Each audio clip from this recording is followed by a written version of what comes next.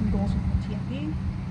And as part of that, if you're ever curious about where the city might build a bike lane in the future, the TMP does have a priority and a full network map of where bike lanes would ideally go, which is, to be determined when the actual project comes up. Maybe one block to the north or south, east or west is the better option, but you can kind of get a feel for where the ultimate network may be over the long range.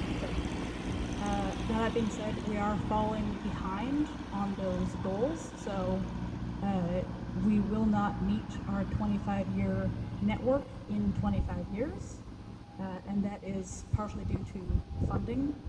It takes a lot of money to build a bike lane, especially a protected bike lane that meets current standards.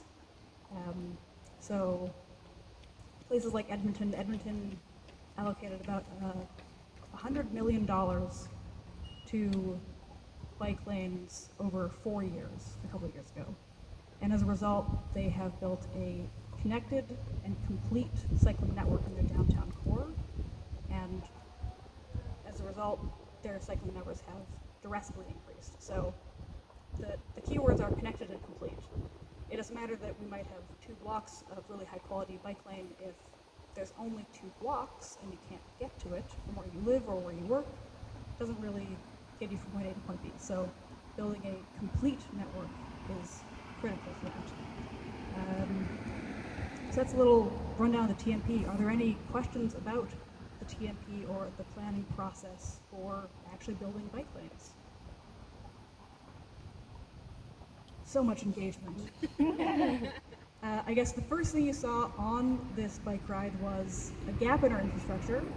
So as you rode here, you noticed that there were a couple hundred meters where we did not have access to multi-use path. So there's a little segment in the multi-use path right by Candy Cane Park where there is no path on that south side. I don't know what the city's plans are to address that. That might actually be within the Capital Commission in the park. I'm not too sure who owns, probably Capital Commission. But they have been slowly building out this multi-use path. Like this path that we're on right now didn't exist maybe 10 years ago. So 3 years ago. They have been slowly building it out. It's getting more connected, but there are still some obvious gaps in the path. That's kind of the biggest gap we're going to see in our ride. The rest should be all shared use path. I have a question. Yeah.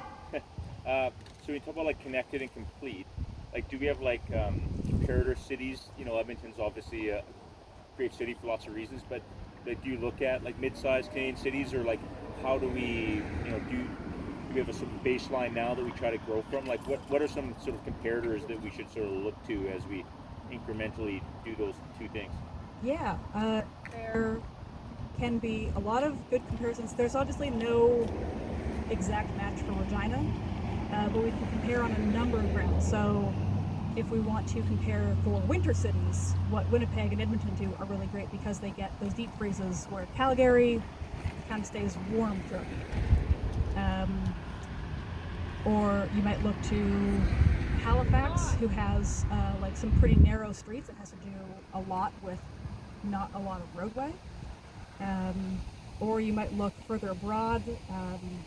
Australia has, outside of Europe, some of the best road safety in the world. They really invested in road safety. And then Utrecht is a city that is the same population as Regina, but is the world winter cycling capital.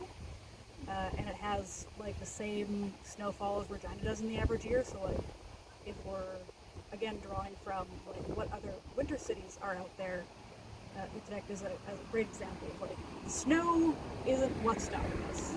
It is like maintained infrastructure throughout the year. Netherlands, thank you. I couldn't remember if it was Finland and Netherlands. Wonderful. Finland, also some delightful infrastructure that's maintained throughout the year. The Winter Cycling Congress is an annual-ish conference that was kind of like a grassroots startup where city workers and bike advocacy groups and bike co-ops all got together and talked about how to do winter cycling. It was started by folks from Finland, and 2 years ago, it was hosted in Edmonton, and I had the absolute pleasure of going to that conference. So I got to meet a couple of folks from Finland at that conference, and they had a delightful video of like 500 school children getting out in the dead of winter, getting on their bikes, all biking home with their cross-country skis on their back.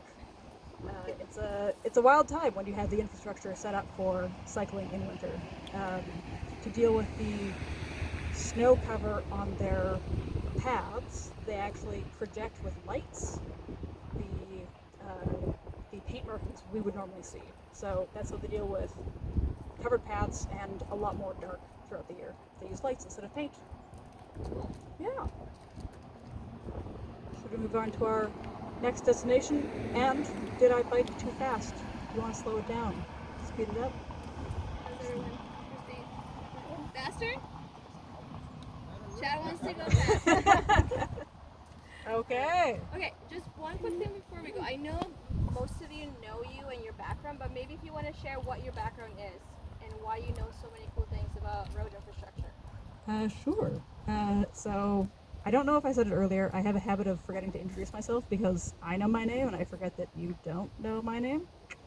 My name is Ellen McLaughlin. I volunteer with Bike Regina as their advocacy lead, but I am also a transportation planning engineer. So I come by it honestly. I design bike lanes and road safety as part of my daily work for a consulting firm here in town. All road trips with me become a TED Talk. I'm so sorry. They're the best! Thanks, Ellen. Woo!